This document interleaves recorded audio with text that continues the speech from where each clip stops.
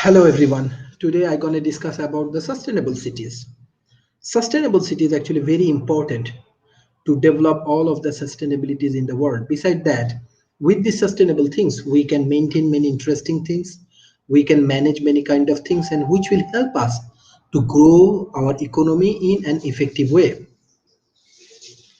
So for the sustainable cities, we have some objective, understand and appreciate the component and goal of sustainable urban and city developments. We have to explore, evaluate the, just giving some example on Trinidad and Tobago experience in the context of above. Development must be consistent with the higher order national goals and priorities, and this consideration must influence the structure and approach to planning. The planning process must provide for sustainability of development initiative. Sustainability urban development is not the sole domain of town and country planner.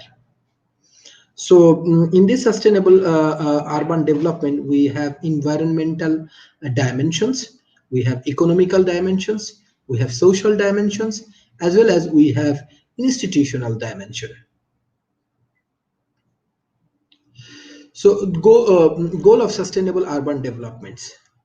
So when we move with the different kind of environment, social, institutional dimensions, that times we have to be more focused on that how we can grow our economy. So in terms of environmental things, reducing greenhouse gas emissions and implementing serious climate change mitigations and adaptation action is very important.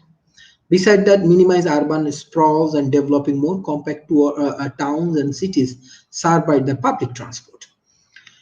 We can sensibly using and conserving non-renewable resources. Also, we can reduce energy use and waste production per unit of output or consumptions. We can do the recycling or disposing of waste produced in way that do not damage the wider environment. Besides that, we can reduce the ecological footprint of town and cities. So in terms of economical dimensions, we need to be very much reliable infrastructure and service, include for water supply, waste management, transport and communication, and energy supply. Beside that, we have affordable access to land or premises in appropriate location with secure tenures. We need financial institution market capable of mobilizing investment and credits. A healthy, educated workforce with appropriate skills also important for economic dimensions. An affordable legal system that ensure competitions, accountability, and property rights. Beside that, we can go for appropriate, adequately resource regulatory framework which define and enforce non-disciplinary, local appropriate minimum standard for the provision of safe and healthy workplace and the treatment and handle of the waste emissions.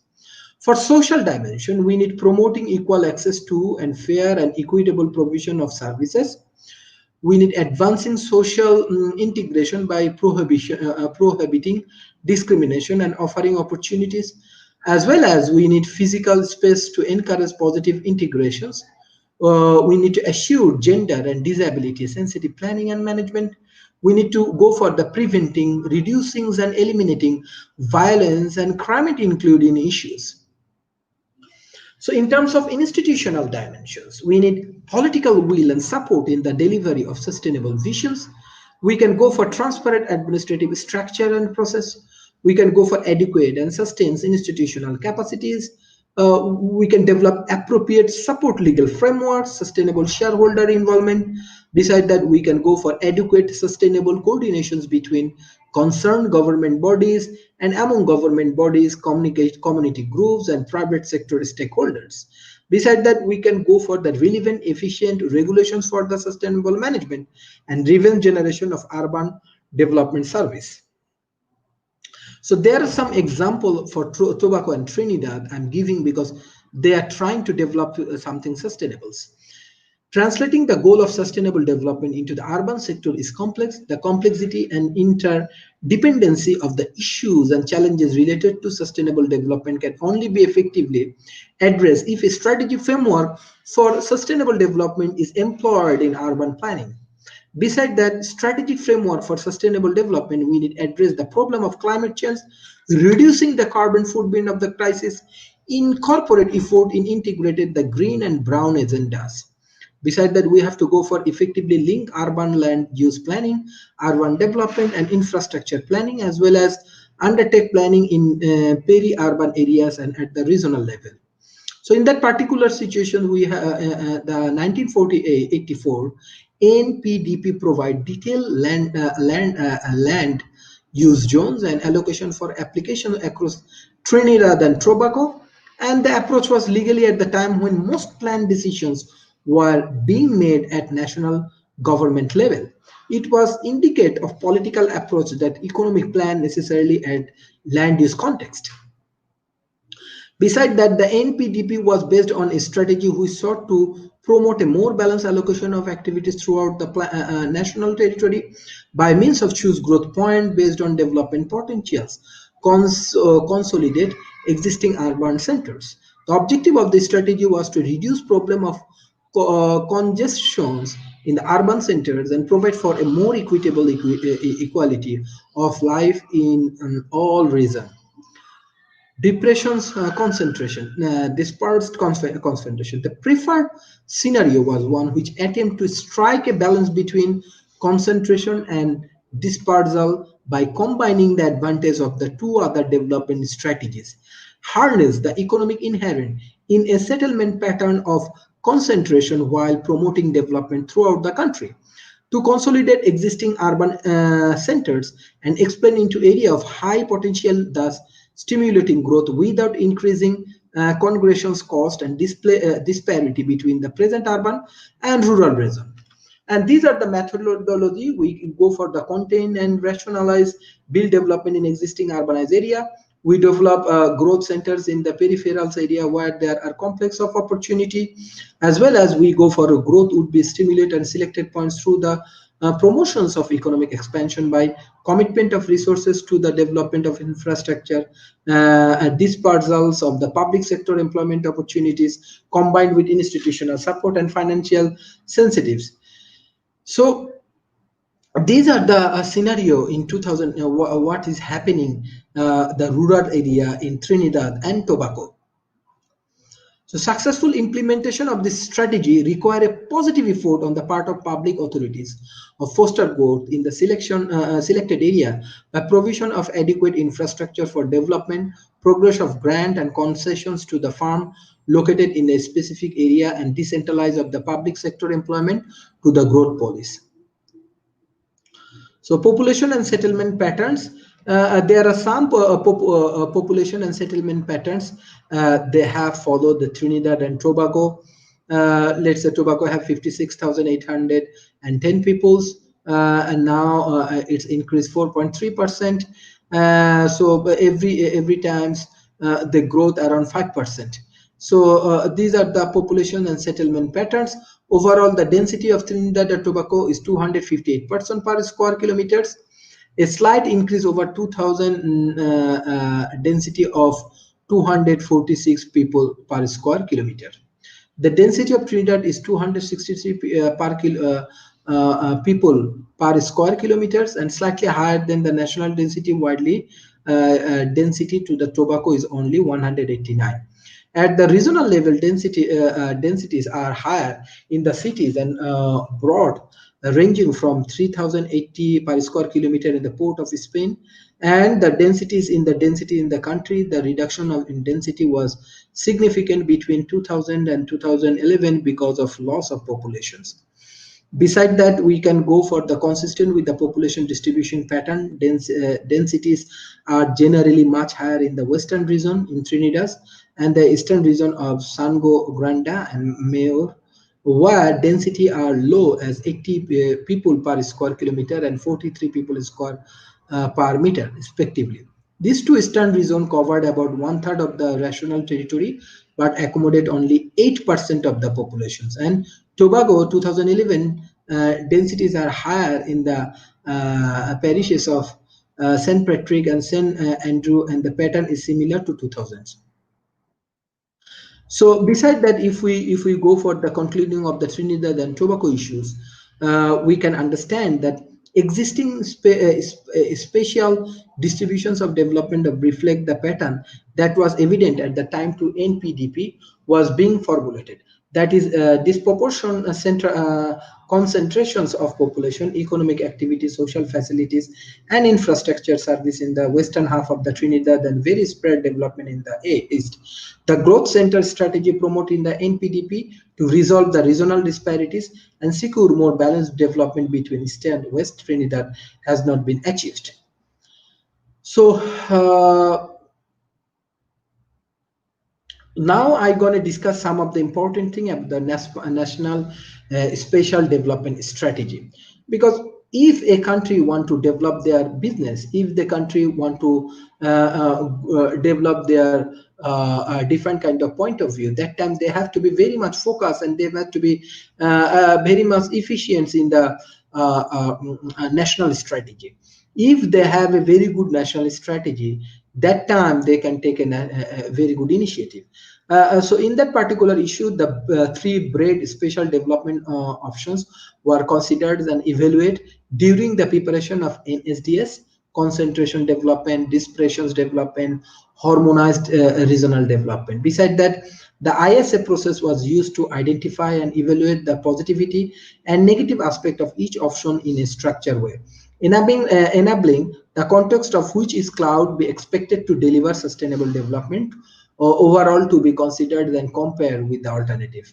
So if we want to focus the harmonized regional developments, what the things they do, they go for the two towns, they go for additional and enhancement port and the port related facility, they go for the concentrate development of existing settlements, develop on their role within the existing service hierarchy, they develop protected productive agricultural land and forest, they develop for development different tourism sector dependent on the regional strength, they do develop the improvement transportation link, they go for the improvement the environmental quality and functional efficiency of existing major urban cities, they do the development of the type and scale suited for to each region. So this is some of the major things: urban centers, regional urban centers, urban village, integrated transportation network, water transportation route, tourism growth, port and related industry growth, maritime service growth pools, potential for the port for be explored and rural area. And there are some policies building strong and diverse regions. We need to go for P2, building strong and resilience communities. P3, promoting sustainable urban and rural developments, building place for peoples, design and creation place for peoples, and planning for healthy communities.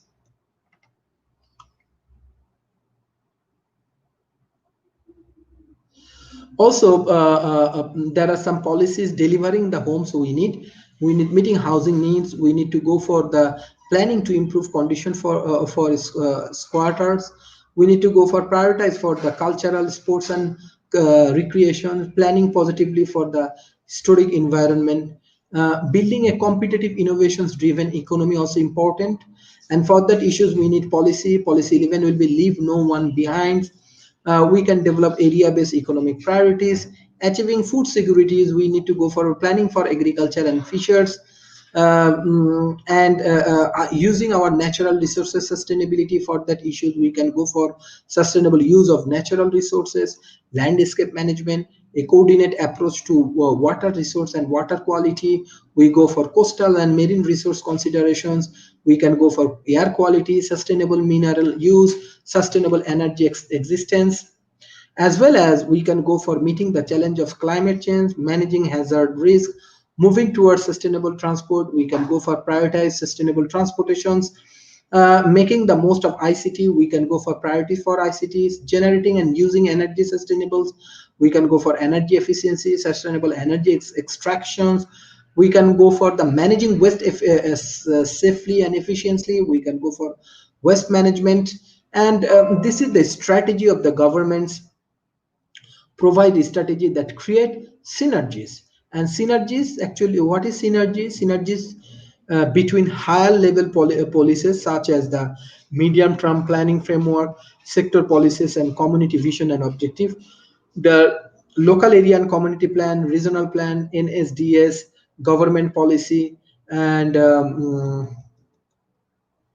beside that, we go for some of the global port that urban planning need to become more strategic rather than comprehensive, flexible rather than in-state oriented, action and implementation oriented through link to common budgets, programs and projects, and city-wide and regional-wide infrastructure, stakeholder and community-driven rather than expert-driven, sensitive to political timescales, reflective emerging concerns, action in providing an integrative role in policy formulation, focus on planning process that has outcome which are highly diverse and dependent upon stakeholder influence, all local public oriented. So there are many interesting points actually we have for developing a sustainable economy and sustainable economic systems. And if we can build up a sustainable economy systems and sustainable cities, that time we can actually help to grow different kind of interesting things. And this is ultimately the objective is that that how we can build up better sustainable cities and sustainable things. And if we can build up sustainable cities and commodities, that time we can take a lot of good initiative for our ecosystem. I just want to add a few of the other interesting strategy which will help us to grow the sustainable economic factors. Here is the sustainable cities and commodities and sustainable cities and communities. More than half of our life in cities by 2050, two-thirds of the humans, 6.5 billion people, will be urban. Sustainable development cannot be achieved with a significant transformation the way we build and manage our urban spaces.